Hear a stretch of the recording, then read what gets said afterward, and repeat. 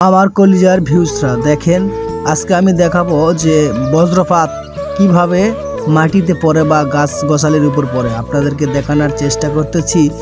আকাশে মেঘগুলো যখন ঘর্ষণ হয় তখন থেকেই বজ্রপাত শুরু হয়। আর এই বজ্রপাতের কারণই হলো যখন মেঘে মেঘে ধাক্কা লাগে তখনই কোনো একটা আগুনের গোলা নিচে পড়ে আসতে সক্ষম হয়, এটাকেই আমরা বজ্রপাত বলি। তাই বজ্রপাত থেকে সাবধান থাকবেন। বর্ষা মৌসুম, আকাশে অনেক মেঘ এবং বাতাস হচ্ছে, তো আপনারা অবশ্যই এই বজ্রপাতটা কিভাবে হয় সেটাই আজকে আপনাদেরকে জানাবো।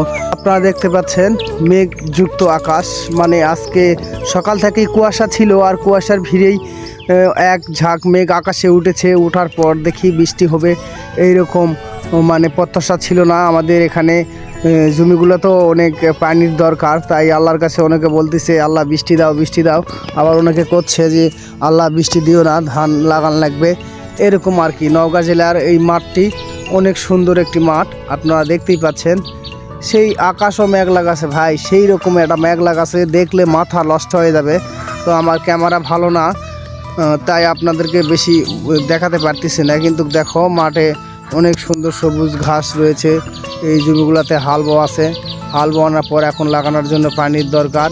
সেই পানির জন্যই আকাশের কাছে মানে আল্লাহর কাছে ফরিয়াদ জানাচ্ছে অনেকে যে আল্লাহ বৃষ্টি দাও বৃষ্টি দাও, আমরা জমিতে পানির দরকার।